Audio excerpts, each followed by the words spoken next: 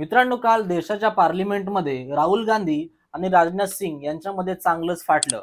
राजनाथ सिंग यांच्या ऑपरेशन सिंदूर संदर्भाच्या भाषणाला प्रत्युत्तर देण्यासाठी राहुल गांधी यांनी जे 20 मिनिटाचं भाषण केलं ते देशभर चांगलंच गाजलं आहे.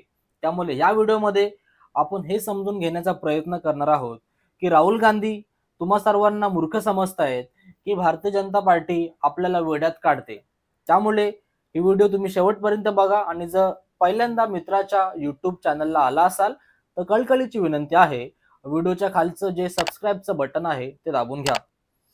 तर पहिली गोष्ट, राहुल गांधी असे म्हणाले की राजनाथ सिंग असे म्हटले की 7 मेला सकाळी 1:05 ऑपरेशन सिंदूर सुरू झाला आणि सकाळी 1:35 ऑपरेशन सिंदूर संपला. आणि मग लगेच भारताच्या डीजेएमओने पाकिस्तानच्या डीजेएमओला फोन लावला आणि सांगितलं की आम्ही तुमच्या आतंकवादी स्थळांना उडवलं आहे, आम्ही तुमच्या कोणत्याच मिलिटरी इस्टॅब्लिशमेंट आणि एअर डिफेन्स वरती हल्ले केले नाहीयेत. त्यामुळे तुम्ही एस्केलेशन करू नका, आम्हाला सुद्धा एस्केलेशन करायचं नाहीये, सीज फायर करून टाका. यावरती राहुल गांधी काल म्हणत होते की भारताने पाकिस्तानच्या डीजेएमओला फोन का लावला. थोडक्यात त्यांना असं म्हणायचं होतं की भारताने 30 मिनिटांमध्ये पाकिस्तानच्या समोर सरेंडर केलं. खरंच म्हणजे ह्याच्यामध्ये काय लॉजिक आहे तुम्हाला समजून सांगतो. आपल्यावरती हल्ले केले पाकिस्तानमधून आलेल्या आतंकवाद्यांनी. त्यांचे जे स्थळ होती, जी लॉन्च पॅड होते ते पाकिस्तानमध्ये होते. इथपर्यंत आपलं आणि पाकिस्तानच्या आर्मीचा काहीच विषय नव्हता. भारताने मिसाईल्सनी ते जे आतंकवादी ठिकाणे होती ती उडवली. त्यांचे फोटो तुम्ही यूट्यूब वरती बघितलात. तर भारत स्वतःहून का पाकिस्तानच्या आर्मीवरती हल्ले करेल, का त्यांच्या एअर डिफेन्स सिस्टमला उडवेल. आपल्याला युद्ध करायचं नव्हतं, ही गोष्ट समजून घ्या. आपल्याला फक्त आतंकवादी स्थळांना फोडायचं होतं, ते आपण फोडलं. तर राहुल गांधी जे बोलतायत की 30 मिनिटांमध्ये सरेंडर केलं, हे मला चुकीचं वाटतंय. कारण भारताने सांगितलं की आम्ही तुमच्या आर्मीवरती हल्ले केले नाहीत, तुम्ही याच्या पुढे काय कारवाई करू नका, जर केलीत तर तुम्हाला प्रत्युत्तर दिलं जाईल. यामध्ये सरेंडर कुठं, मला हा त्यांचा पॉइंट पटला नाहीये. तुम्हाला काय वाटलं या पॉइंट बद्दल मला खाली कमेंट करून सांगा. दुसरा पॉइंट राहुल गांधी यांनी असा उचलला, ते बोलले की captain Shivakumar defence attached Indonesia यांनी इंडोनेशियामध्ये असं म्हटलं की भारताचे काही विमानं खाली पडली, पण ती का पडली, ती इंडियाचे जे पॉलिटिकल लिडरशिप आहे त्यांनी जो कन्स्ट्रेंट भारतीय सेनेला दिला होता की इथे इथे हल्ले करू नका, त्याच्यामुळे पडली. तर राहुल गांधी याच्यावरती पुढे असे म्हणाले की तुम्ही एकीकडे पाकिस्तानच्या डीजेएमओला फोन लावलात आणि सांगितलं की आम्ही तुमच्या एअर डिफेन्स सिस्टमवरती हल्ले नाही करत आहेत, आणि दुसरीकडे तुम्ही तुमचे प्लेन, तुमचे विमानं तिकडे पाठवता. तर साहजिकच आहे, जर एखादे विमान एखाद्या ठिकाणी जातंय आणि तिथे तुमची एअर डिफेन्स सिस्टम आहे तर साहजिकच आहे ते विमानं खाली पडणार. तर मला राहुल गांधी यांचा हा पॉइंट पटला की भारतीय जनता पार्टी तुमचे किती विमानं पडली हे सांगत नाहीये. तर मला असं वाटतं की कुठेतरी आपलं नुकसान किती झालं हे भारतीय जनता पार्टी लपवण्याचा प्रयत्न करते. याच्यावर तुम्हाला काय वाटतंय, खरंच भारताचे विमानं पडले असतील का? मोदी, अमित शहा हे लपवण्याचा प्रयत्न करतायत का? याच्यावर तुम्हाला काय वाटतं मला खाली कमेंट करून सांगा. याच्यावरती आपण अजून असं बोलू शकतो की पाकिस्तानचे इतकं नुकसान झालं, त्यांचे आतंकवादी स्थळ उद्ध्वस्त झाली, त्यांचे हवाई अड्डे, त्यांच्यावरती एवढे मोठमोठे होलं पडली, खड्डे झाले, इतके आतंकवादी मेले, तरी सुद्धा पाकिस्तान आपलं नुकसान झालंय हे मान्य करत नाहीये.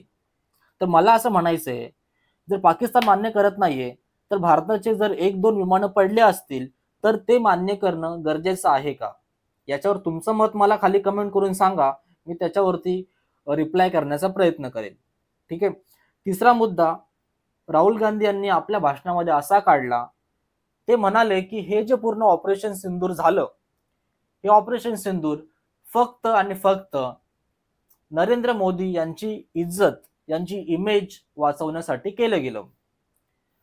तर मला हा मुद्दा पटला नाहीये. लक्षात घ्या, मी बीजेपीचा पण नाहीये, मी काँग्रेसचा पण नाहीये, मी तुमचा आहे, मी युट्यूबर आहे.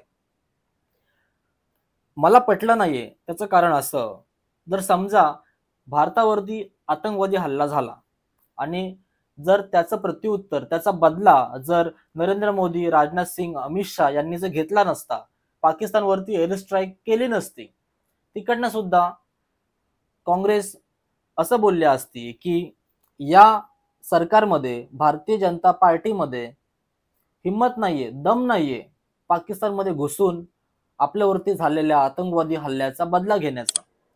पण या केसमध्ये भारताने पाकिस्तानचे अनेक स्थळ उद्ध्वस्त केली, त्यांचे हवाई अड्डे उद्ध्वस्त केले. तरी सुद्धा असं म्हणणं की हा ऑपरेशन नरेंद्र मोदी यांची इमेज वाचवण्यासाठी केला गेला आहे, हे मला कुठेतरी पटत नाहीये. कारण मी युट्यूबवरती बघितलंय, न्यूजवरती बघितलंय, पाकिस्तानचं मजबूत नुकसान झालंय. तर या मुद्द्यावरती तुम्हाला काय वाटतंय?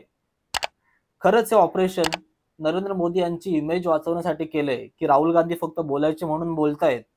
कारण पाकिस्तानला जे नुकसान झालंय ते तुम्ही सुद्धा युट्यूबवरती, न्यूजवरती बघितलं. तर या मुद्द्यावर तुमचं मत काय आहे मला हे खाली कमेंट करून सांगा. पुढे ते असं म्हणाले की हे जे युद्ध झालं इंडिया वर्सेस पाकिस्तान आणि जो सीज फायर झाला, या सीज फायर मध्ये ट्रम्प, अमेरिकेचे राष्ट्रपती ट्रम्प यांनी 29 वेळा सांगितलंय की मी दोन्ही देशांना व्यवहार, ट्रेड याची भीती देऊन दोघांमध्ये सीज फायर करून घेतला. तर राहुल गांधी म्हणत होते की नरेंद्र मोदी मध्ये इंदिरा गांधी एवढी 50% जरी हिंमत असेल तर त्यांनी याच पार्लिमेंटमध्ये येऊन सांगावं की अमेरिकेचे राष्ट्रपती खोटे बोलतायत. तर त्यांचा हा मुद्दा मला पटला, हे ते बरोबर बोलले. कारण डोनाल्ड ट्रम्प जेव्हा त्यांना चान्स भेटेल तेव्हा ते बोलतायत की मी सीज फायर केलं, मी सीज फायर केलं. याच्यावरती अमित शहा असो, राजनाथ सिंग असो, नरेंद्र मोदी असो, जयशंकर असो, कुणीच काहीच म्हणत नाहीये की सीज फायर कुणी केलं. तर त्यांचा हा मुद्दा मला पटला आहे. मला असं वाटतं की भारतीय जनता पार्टीने खरंच सीज फायर कुणी केलं, नरेंद्र मोदींचा आणि डोनाल्ड ट्रम्प यांच्यामध्ये कोणता फोन कॉल झाला होता का, हे स्पष्ट करणं गरजेचं आहे. हा मुद्दा मला पटलाय. तुम्हाला काय वाटतं या मुद्द्याबद्दल? सीज फायर खरंच ट्रम्पनी केला असेल की नाही केला असेल, याच्याबद्दल मला खाली कमेंट करून सांगा. पुढे राहुल गांधी आपल्या भाषणामध्ये असं बोलतात की हा जो आतंकवादी हल्ला ज्यांनी केला तो म्हणजे पाकिस्तानचा जनरल आसिम मुनीर. तो लगेच हल्ल्यानंतर अमेरिकेच्या व्हाईट हाऊसमध्ये डोनाल्ड ट्रम्प सोबत लंच करतोय. तर याच्यामुळे भारताची विदेश नीती पूर्णपणे फेल झाली आहे आणि भारताची कोणतीच इज्जत जगामध्ये उरली नाही आहे. तर या पॉइंटवरती मला वैयक्तिकरित्या असं वाटतंय की एक गोष्ट लक्षात घ्या, जेव्हा अमेरिकेवरती 9/11चा हल्ला झाला, ते विमानं त्या बिल्डिंगमध्ये घुसली, त्याच्यानंतर अमेरिका अफगाणिस्तानमध्ये उतरला, 20 वर्ष युद्ध केलं. या 20 वर्षामध्ये अमेरिकेचा जर कोण पार्टनर होता तो होता पाकिस्तान अमेरिकेला logistic support, air support, intelligence support 20 वर्ष प्रोव्हाइड करत होता. त्यामुळे अमेरिकेची पाकिस्तान सोबतची रणनीती किंवा त्यांची विचारसरणी वेगळी आहे आणि भारताची पाकिस्तान सोबतची विचारसरणी वेगळी आहे. तर अमेरिका पाकिस्तान सोबत कसा वागेल हे आपण कंट्रोल करू शकत नाहीये. आपल्याला जे करायचं होतं आपण केलं. आपण पाकिस्तानच्या आतंकवादी स्थळांना फोडलं, त्यांचे हवाई अड्डे उद्ध्वस्त केले, त्यांचे आतंकवादी मेले. आपल्याला जे करायचं होतं आपण बदला घेतला आणि कालच का परवाच ऑपरेशन महादेव मध्ये ज्यांनी जे आतंकवादी होते त्यांना त्यांना वरती पाठवलं. तर आपल्याला जे करायचं होतं आपण ते अचीव केलंय. आता अमेरिका पाकिस्तान सोबत कसं वागतंय याच्याशी आपल्याला काय घेणं देणं आहे असं मला वाटतंय. तर राहुल गांधी यांच्या या मुद्द्यावरती तुम्हाला काय वाटतंय हे सुद्धा मला खाली कमेंट करून कळवाच. आणि इतकंच त्यांचं भाषण होतं. आता उद्या आणि उद्या परवाच्या व्हिडिओमध्ये राजनाथ सिंग आणि नरेंद्र मोदी यांच्या भाषणाबद्दल एक छोटी व्हिडिओ मी बनवेल. पण ही व्हिडिओ तुम्ही पूर्ण बघा आणि राहुल गांधी हे खरंच बरोबर बोलतायत का, खरंच भारताला आपली विमानं पडलीत की नाही हे सांगणं गरजेचं आहे का. कारण पाकिस्तान काही सांगत नाहीये, तो आपले पुरावे असून सुद्धा मान्य करत नाहीये. आणि खरंच हा ऑपरेशन सिंदूर नरेंद्र मोदी यांची इमेज वाचवण्यासाठी केला गेला का? कारण जर आपण बदला नसता घेतला तिकडनं सुद्धा काँग्रेस बोलली असती. तर या सर्व गोष्टींवरती तुमचं वैयक्तिक मत मला खाली कमेंट करून सांगा. मी तुमच्या कमेंटला रिप्लाय करण्याचा प्रयत्न करेल. आणि जर व्हिडिओ आवडले असेल लाईक करा मित्रांनो, शेअर करा. आणि जर आतापर्यंत मित्राच्या युट्यूब चॅनलला सबस्क्राईब केलं नसेल तर नम्रतेची विनंती आहे, व्हिडिओच्या खालचं जे सबस्क्राईबचं बटन आहे ते दाबून घ्या आणि सबस्क्राईब करून घ्या. व्हिडिओ इथे संपवतो. भेटूया पुढच्या एका नवीन व्हिडिओमध्ये. तोपर्यंत जय महाराष्ट्र.